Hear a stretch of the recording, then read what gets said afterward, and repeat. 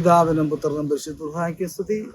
നമ്മുടെ മേൽ തൻ്റെ കരുണയും ഉണ്ടായിരിക്കട്ടെ. ആമേൻ.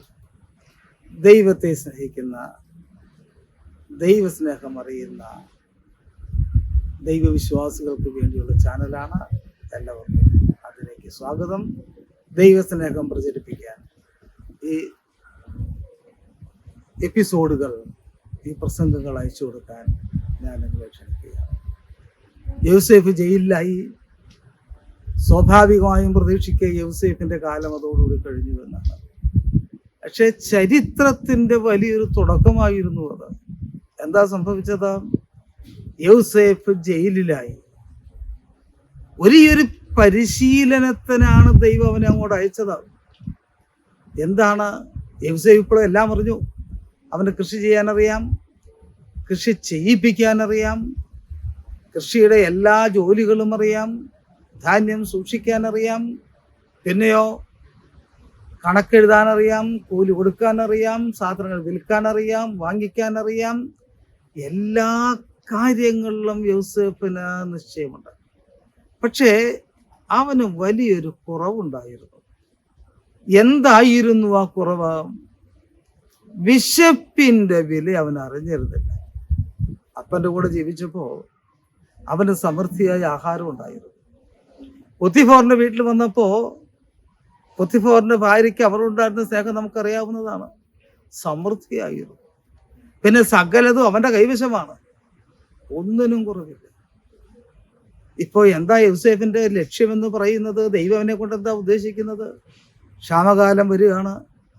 ആഹാരം അല്പം പോലും കളയാതെ 14 നീണ്ട വർഷങ്ങൾ സൂക്ഷിക്കണം.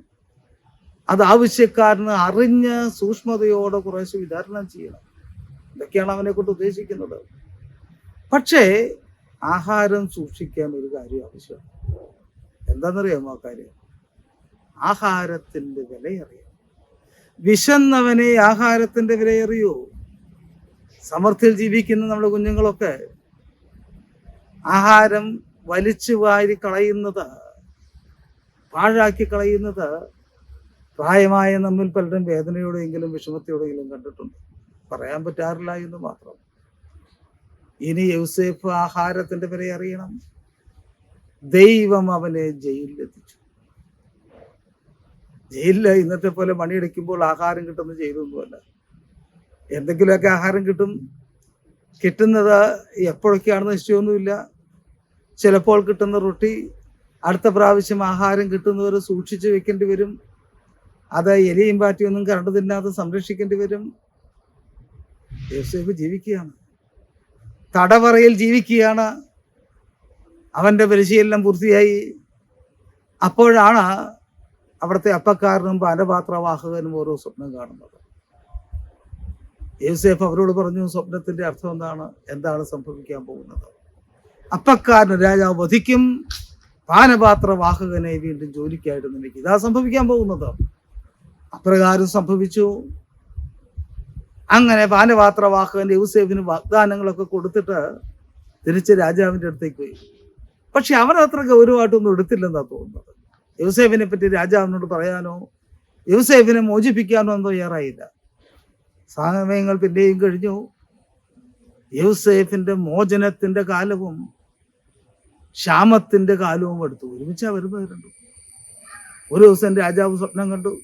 ഒന്നല്ല, 2 സ്വപ്നങ്ങൾ കണ്ടു. ആ 2 സ്വപ്നങ്ങൾ കണ്ട് ഉറക്കം തെളിഞ്ഞ രാജാവിന് ഓർമ്മയുണ്ട്. സ്വപ്നം കണ്ടു, എന്താണെന്നറിയില്ല. രാജാവിന് ആകെപ്പാടെ വിഷമായി. ഈജിപ്തിലെ പുരോഹിതന്മാർ സ്വപ്നത്തിന്റെ അർത്ഥമൊക്കെ പറയുന്നതിന് വലിയ സമർത്ഥരാണ്. എല്ലാ സ്വപ്നത്തിന്റെ അർത്ഥം പറയുന്നവരെയും പണ്ഡിതന്മാരെയും പുരോഹിതന്മാരെയും ഒക്കെ വരുത്തി അർത്ഥം പറ. അവര് പറഞ്ഞു, ശരി, അർത്ഥം പറയാം. അങ്ങ് കണ്ട സ്വപ്നം എന്താണെന്ന് പറ. സ്വപ്നം എനിക്കറിയില്ല, എനിക്ക് സ്വപ്നത്തിന്റെ അർത്ഥം അറിയണം. അവർ വിഷമിച്ചു. സ്വപ്നം അറിയാതെ എങ്ങനെ അർത്ഥം പറയും? ഇനി എന്തെങ്കിലും ഒപ്പിച്ചു പറഞ്ഞാൽ അതുപോലെ വന്നില്ലെങ്കിൽ, സംഭവിച്ചില്ലെങ്കിൽ രാജാവ് തലകുയ്യും. അപകടത്തിലായി ഇവര്. ആ സമയത്ത് പെട്ടെന്ന് പാനപാത്രവാഹകൻ ഓർത്തു, എടാ, യൗസേഫ് എന്ന് പറയുന്ന ഒരുത്തനുണ്ടല്ലോ, അവൻ ജയിലിൽ കിടക്കുന്നുണ്ടല്ലോ, അവൻ എൻ്റെ സ്വപ്നത്തിന്റെ അർത്ഥം പറഞ്ഞതാണല്ലോ. പെട്ടെന്ന് അവൻ രാജാവിനോട് പറഞ്ഞു, തിരുമേനി ക്ഷമിക്കണം, ജയിലിൽ ഇങ്ങനെ ഒരാൾ കിടക്കുന്നുണ്ട്, ഒരു എബ്രായനാണ്, യോസേഫ് എന്ന് അവന്റെ പേര്. എന്ത് സ്വപ്നത്തിന്റെ അർത്ഥം വേണമെങ്കിലും പറയും. ശരി, വിളിക്കവനെ, കൊണ്ടുപോവാ. പെട്ടെന്ന് തന്നെ രാജവിചാരന്മാർ പോയി അവനെ കുളിപ്പിച്ചു, നല്ല ഉടുപ്പൊക്കെ ഇടിച്ചു, നല്ല മനോഹരമായി സുഗന്ധം പൂശി. എന്നിട്ട് അവനെ വിളിച്ചുകൊണ്ട് വന്നു, രാജസന്നിധിയിൽ ഹാജരാക്കി. രാജാവ് പറഞ്ഞു, ഞാൻ 2 സ്വപ്നം കണ്ടു. സ്വപ്നം മറന്നുപോയി, നീ അർത്ഥം പറയണം. ദൈവം യോസേഫിന് സ്വപ്നത്തിന്റെ അർത്ഥം വെളിപ്പെടുത്തി കൊടുത്തു. അവൻ പറഞ്ഞു, രാജാവെ, സ്വപ്നത്തിന് 2 ഒന്ന് തന്നെയാണ്, ഒരർത്ഥമാണ്. സമൃദ്ധിയുടെ 7 വർഷങ്ങൾ വരാൻ പോവുകയാണ്. എന്ത് നട്ടാലും സമൃദ്ധിയായിട്ട് കായ്ക്കുന്ന 7 വർഷങ്ങൾ. അത് കഴിഞ്ഞാൽ വിതയോ കൊയ്ത്തോ ഇല്ലാത്ത 7 വർഷങ്ങൾ ഇനിയും പിന്നീട് വരാനിരിക്കുന്നു.